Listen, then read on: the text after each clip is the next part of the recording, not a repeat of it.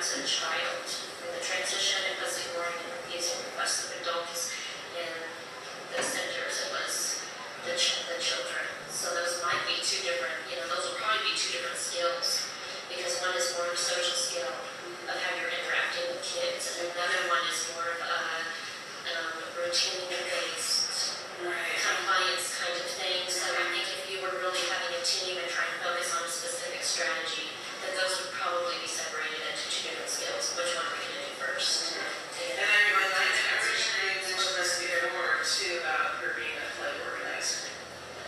Yeah, it's kind of like some of it is she's a good little play organizer. And which is a positive, strength-based, She definitely has leadership skills. Yeah.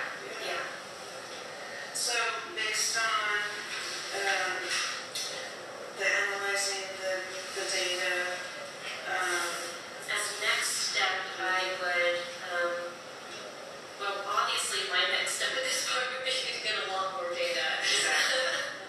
But if the data tended to be very consistent in these ways, then it would probably be talking to, because they're pretty low level things, talking to the teaching staff and deciding which one. And my gut as a teaching staff would be, okay, let's work on those routine things of the avoiding the background. And as we saw from the previous thing and have heard from anecdotes from teachers, that there's an avoidance of cleanup. So I would probably focus more on the routine types of based things first, because I think you'll get more bang for your buck on a routine thing than the social skill of responding, and because that's all about building empathy. Do you see that this person's sad when you say no to them, and this person's happy for what you did to this person? And that's much more complicated and a much longer kind of skill set that you're hitting a lot of nails on the head just with that. So I think our next step then is to watch the video and score the number. Okay. If I'm not forgetting anything. No, that's it. I'm going to go into the rest of your answer. And I'll follow up you after. We'll get some more water. Alright, so we have conducted the observations, met, and we identified a cabinet for the file and labeled the file, and then went through and did the analyzing the data and just made the next steps, what I would do. Yeah, so you met all of them. For behavior rehearsal, you met every single one of them. Did that feel good? It did. Boy, I mean, the difference between doing that with the specific child and very, very specific behaviors was very different and much easier, especially to be filling out this antecedent behavior consequence than when we were just looking for something to happen, because then we didn't see what was happening before. But if I'm just staring at them, I'm like, okay, now she's tearing up her bread, now she's doing this, I'm thinking that in my head, so if something happens, I'm gonna know what that antecedent was, because I'm just watching her. And so that having one child and looking for very specific behaviors too, because there was a couple times there was something else, like she's sitting there during story and kind of, starts getting distracted because Melody's reading was very long and those kinds of things, but it's like that's not the behavior I'm looking for. Right, I know, and so, I mean, that went really well. Any other self-reflections during this behavior rehearsal that you felt went well?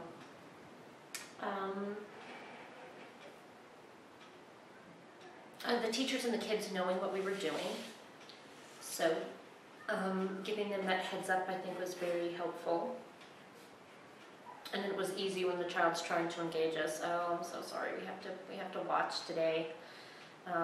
It was really easy to redirect that.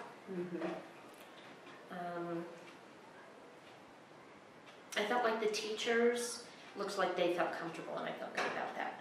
Oh, yeah. They looked like they felt comfortable to me. I got that sense, too.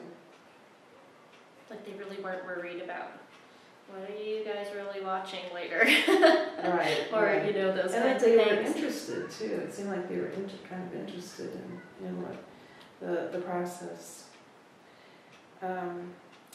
You know, and also I think what went well was recognizing when you were thinking about next steps, recognizing right away that you do need more data, and which areas of the daily routine. So that might be a consideration for your live coaching, choosing a different time of the day where you know you're going to see a lot more. And especially I can see too, as you start using these things, like as you start using the scatter plot, then after like 2 days you would be like, boy, I really don't need to be doing a lot of focus on these areas because I'm not having these things happen in these 2 areas.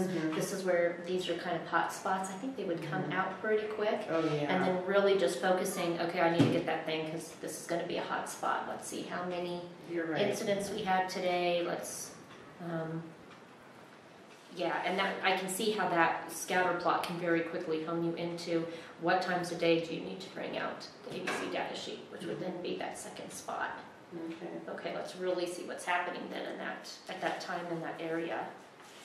So there are a bunch of things that went really well. Was there anything that you would do differently? Let me think about that for a minute. I mean, I can think of one right off the top of my head. Fire the camera person. Well, in my daily practice, I'm not going to have to worry about a camera person. So, you know, to help you with live coaching, if we need to do something different, maybe find somebody. And I know that Mary says, I feel comfortable running the camera now, so we might ask her to do that. And then neither of us have to worry about it. Okay, yeah. I'll think about that. Okay, yeah, because Camera, the other part of that. Else, I think for the kids it went well. The time of day, I would choose a different time of day. Okay. Because the story and hand washing and breakfast all seemed to go really smoothly, and So which times? again, you know, I'm kind of basing anecdotals and from the data that we've gathered today and my experience being in there for that week.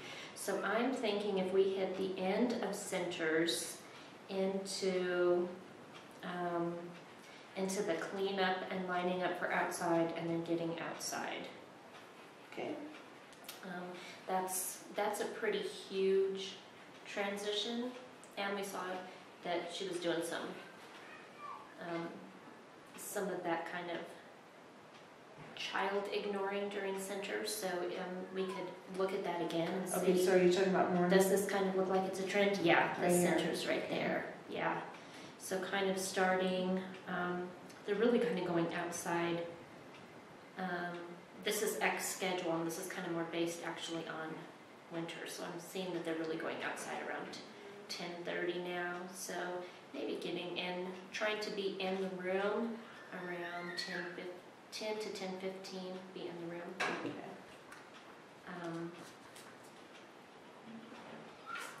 I think that would be that hot spot. That we could probably do 10 to 11.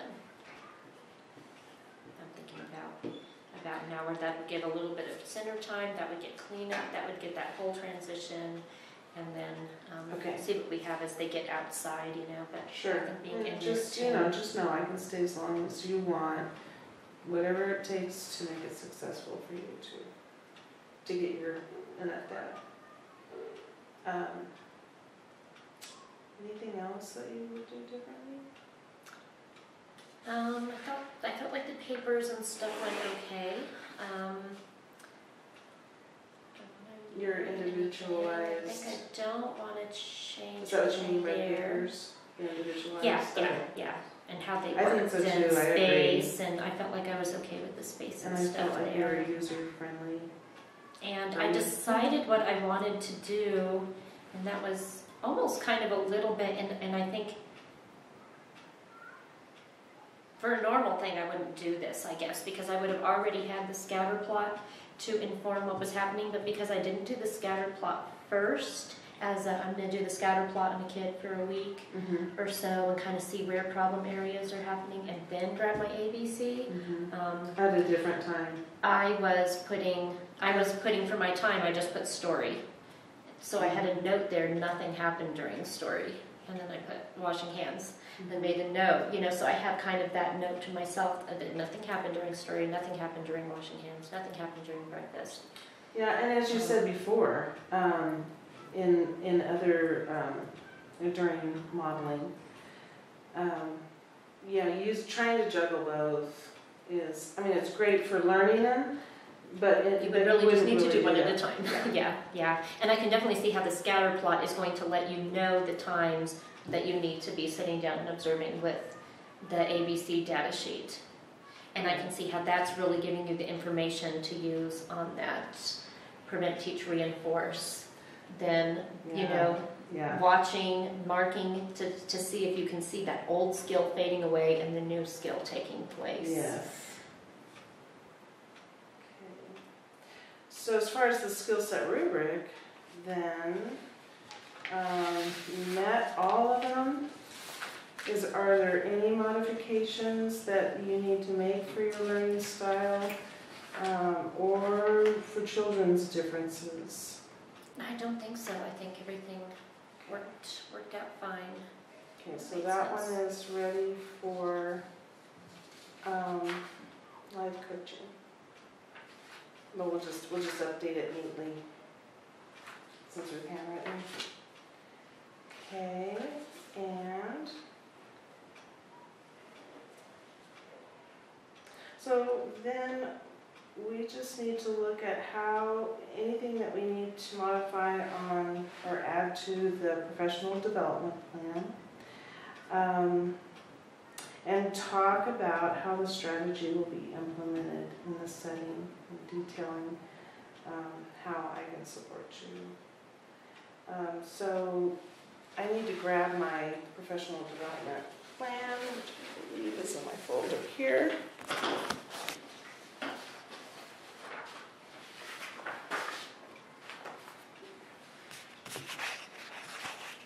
Yes.